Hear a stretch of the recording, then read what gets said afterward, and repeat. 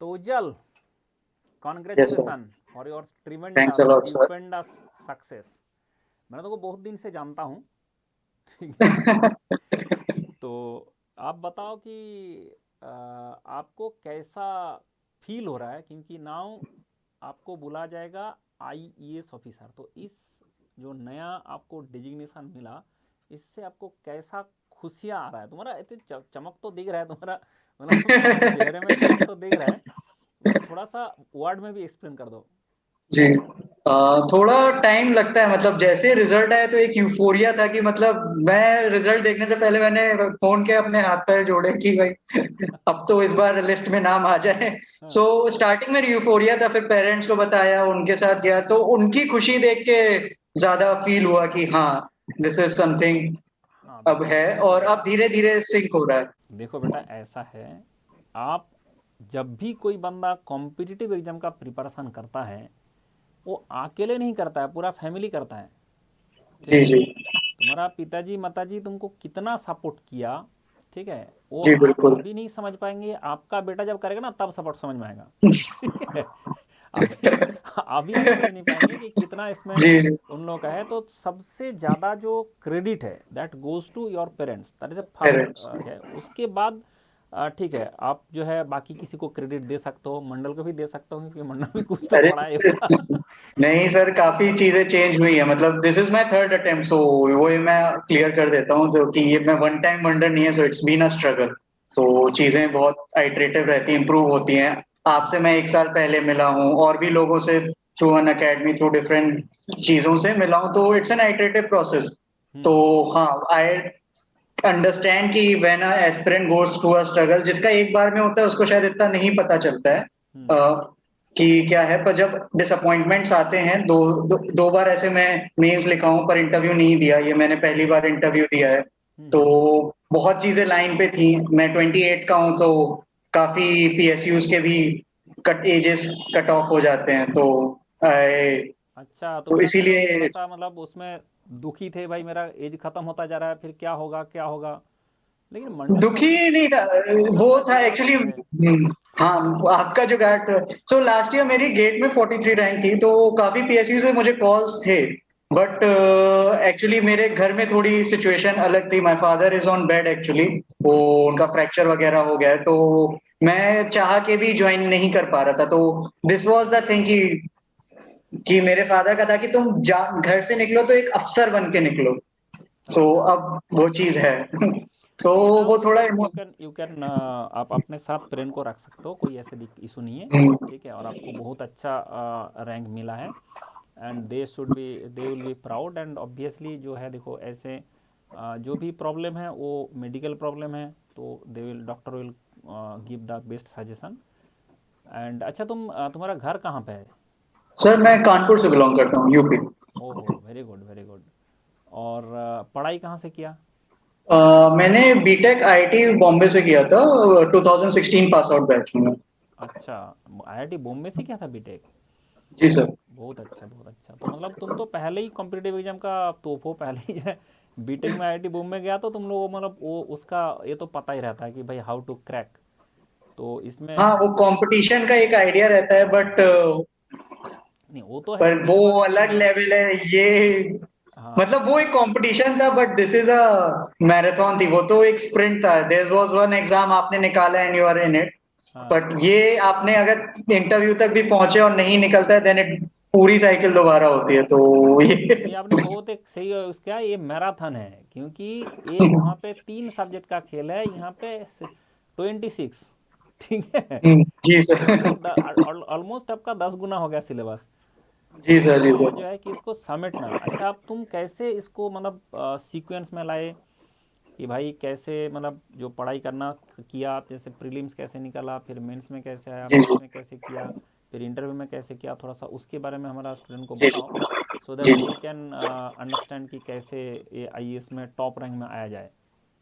तो basic idea जो, मतलब ये बहुत क्लीशे है कि जो लोग बोलते हैं कि आप एक सिलेबस पढ़ो, तो जो ये मेरा थर्ड अटेम्प्ट था, इसमें मैंने वो क्लीशे ही किया, मैंने सिलेबस देखा, और एक एक छोटी छोटी चीज, ऐसे कोरोजन है, वो लोग शायद ज्यादा नहीं पढ़ते, मैंने भी पहले 2 अटेम्प्ट में नहीं पढ़ा था, पर इस बार मैं कोरोजन पढ़ के गया, और मेरे प्री में भी 3-4 क्वेश्चन थे, और मेंस में भी प्रॉपर 10 मार्क का एक क्वेश्चन था जो मैंने प्रॉपर लिख के गया हूँ। तो ये जो छोटी-छोटी चीजें होती हैं जो रियलाइज नहीं करते हैं एस्पिरेंट्स जनरली, वो हीट ट्रांसफर अच्छा पढ़ के जाएंगे, वो थर्मोडायनेमिक्स काफी अच्छा पढ़ के जाएंगे, पर हाँ वो शायद वो जो मेंटेनेंस हाँ इंजीनियरिंग पे उतना ध्यान नहीं देंगे, कोरोजन पे ध्यान नहीं देंगे, हाँ वो रोबोटिक्स वो बोल देंगे कि नया है कितना ही पूछेगा।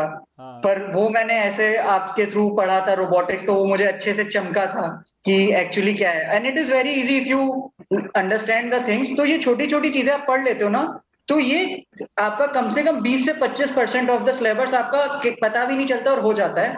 एंड यही डिफरेंस करता है एस्पिरेंट से, क्योंकि जो भी लोग मेंस लिख रहे हैं they are of very high calibre, पर जो मेन से इंटरव्यू से कॉल कन्वर्ट होती है वो ये 4-5 टॉपिक्स होते हैं छोटे छोटे नए नए, जो अच्छे से आप पढ़ लो तो वो हो जाता है, और टू द सिलेबस स्टिक करना है। हाँ। क्योंकि जो मैंने देखा है 3 साल पेपर देके, वो डेप्थ में उतना नहीं जाता है यूपीएससी, वो टच करता है ऊपर से, वो ये नहीं पूछेगा कि फर्स्ट लॉ का आपका इतना लंबा कोई डेरिवेशन, पर वो सिंपल से पूछ लेगा कि आप भाई फर्स्ट लॉ बता दो, एंड हम्म। उसकी अगर आप डेफिनेशन अच्छी लिख देते हैं तो आपको 20 में से 18-19 नंबर मिल जाएंगे, और वहां जहां आपने गड़बड़ कर दिया तो आपका एक मोराल भी डाउन हो जाता है। तो मेरे इंटरव्यू में जो था, can I take the name of the chairman who took my बिल्कुल एकदम सच, वो कोई दिक्कत नहीं है, आप बताओ जल्दी। तो जो भारत भूषण सर थे उन्होंने मेरा इंटरव्यू लिया था, तो उन्होंने मेरे से पूछा था कि आप जीरोथ लॉ बताओ, आप हम्म फर्स्ट लॉ बताओ, फिर हम्म आप बताओ कि जब 0 और 1 आ गया तो 2 की क्या जरूरत है। तो जो बेसिक है कि भाई क्वालिटी बतानी है हीट की, एंट्रोपी होता है वो बताओ, और वो हाँ कितना कामली आपने बता दिया, then he moved on to the next question कि भाई अच्छा आप बिल्कुल। ये आप SpO2 मेजर करने के लिए ये यूज होता है आजकल ऑक्सीमीटर, वो कैसे, तो वो बेसिक बेसिक छू रहे थे। ऐसा नहीं था कि आप कि ये डिराइव कर दो कि ये ऐसे ये होगा। तो one thing that should be clear to aspirant कि अगर हमारे सिलेबस में ये टॉपिक लिखा है तो इसका बेसिक क्या है, और इसके क्वेश्चंस आप करके आप जाओ, और हाँ आप पास्ट ईयर्स के क्वेश्चंस कर लीजिए, और जो टेस्ट सीरीज एक आप कर लीजिए, और इसमें ये मत सोचिए कि कॉलेजेस में, मैं भी कॉलेज में पढ़ा हूं तो मैंने भी एक रात पहले पढ़ के एग्जाम दिए हैं और मेरा पॉइंटर ठीक है, मतलब 9 पॉइंट हूं मैं, सो वाह। It's good. हम्म तो पर मैंने भी टू बी ट्रूथफुल ऐसे ही पढ़ाई की है कि 2-3 दिन पहले रात के पढ़ लिया और पेपर दे दिया, पर इसमें वो नहीं चलेगा। आपको 6 महीने कंसिस्टेंसी, टाइम लेगा, आपको कंसिस्टेंसी छह चाहिए महीने तुम्हें। टाइम लेना पड़ेगा 6 महीना, कि 6 महीना तुम्हारे लिए है कि तुम आईआईटी से हो लेकिन हमारे लिए जो है कि 1 साल 1.5 साल तो लगता हाँ है। हाँ हाँ हाँ, क्योंकि मैं 3 साल से कर रहा हूँ तो इसलिए ये 6 महीना है, पर आप हाँ 1 साल ऐसे आपने आज प्रीलिम लिख रहे हो इस बार का और अगले साल की आप तैयारी कर रहे हो, तो आप पूरा लग के करो। हम्म। और अगर आप लग के करोगे तो आपको बीच में लगेगा कि क्या है, क्यों है, इतना पढ़ना है, मित्तल बंसल की किताब पढ़नी है, ये किताब पढ़नी है, पर वो आप छोटा छोटा छोटा छोटा, जैसे बूंद बूंद करके सागर बनता है वैसे ही बूंद बूंद करके यहाँ पे आपका नॉलेज बनता जाएगा। और जब फाइनली आप पेपर लिखोगे तो आपको भी विश्वास नहीं होगा कि ऐसा हो गया, क्योंकि मेरे साथ जब मैंने तीसरी बार प्रीलिम्स लिखा था, तो जब हम्म मैं निकल के आया और जब मैंने फिर थोड़ा बहुत कैलकुलेट अपना सब करते ही हैं, तो हम्म तब मेरा ऐसा 300 प्लस जा रहा था, तब मेरे को लगा कि अरे ये क्या हो गया। और हम्म जबकि 1 साल पहले ही मेरा 198 आया था प्रीलिम्स में। हम्म। क्योंकि वो धीरे धीरे मैंने हर हर चीज पढ़ी कि मैंने ये नहीं कि सोलर एनर्जी है तो मैं छोड़ दिया कि नहीं क्या ही है, कि फोटोवोल्टाइक सेल होता है उसका थोड़ा थोड़ा। अब हम्म। पीएचडी भी नहीं करना है, पर ऐसा भी नहीं कि कोई पूछे फोटोवोल्टाइक सेल है तो उसको सेल दिखा देना है, बताना है कि भाई इसके अंदर ये है इतना एनर्जी आता है, बस इतना एफिशिएंसी बिल्कुल बस। बिल्कुल बिल्कुल बिल्कुल। और सबसे बड़ी बात, खुश रहो।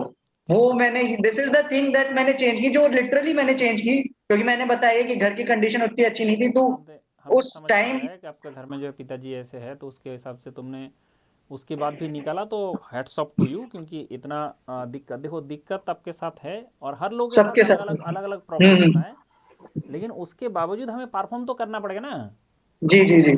और उसमें यूपीएससी तो वेट करेगा नहीं किसी के लिए, एज हाँ हमारी वेट करेगी नहीं किसी के लिए, तो हमको ही थोड़ा मेंटल फोर्टिट्यूड करना पड़ेगा।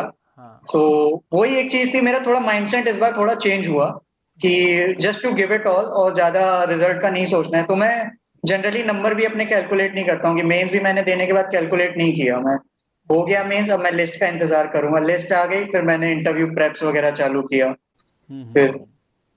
तो तो बहुत वो अच्छा काफी तुम्हारा जर्नी है एंड तुमसे सीखने का भी बहुत अच्छा मिला। देखो, ज़िंदगी में खुश रह के हमें काम करना है। प्रॉब्लम था, प्रॉब्लम हर लोगों के साथ अलग अलग वैरायटी का होता है, लेकिन जी उसके सर। बावजूद जो एक करता है वो मतलब आगे बढ़ता रहता है, उसी को बोला जाता है कि भाई यू आर सक्सेसफुल।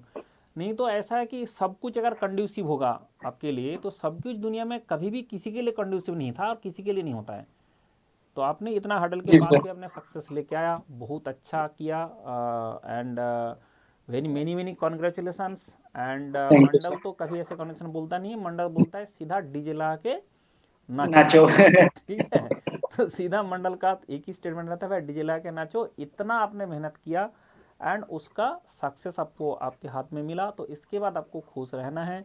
एंड जो सबको मैं बताता हूँ कि भाई इसके बाद आपको देश का भी, कंट्री का भी काम करना है, क्योंकि अल्टीमेटली हमें ध्यान रखना है कि इस कंट्री में इतना पॉपुलेशन होने के बाद भी आपको एक ऐसे बड़े पोस्ट दिया गया, जिस पोस्ट में आप बैठते हो उस कुर्सी का जैसे एक वैल्यू है, उसमें जो बैठता है वो कैसे उसको चलाएगा उसका और ज़्यादा वैल्यू है।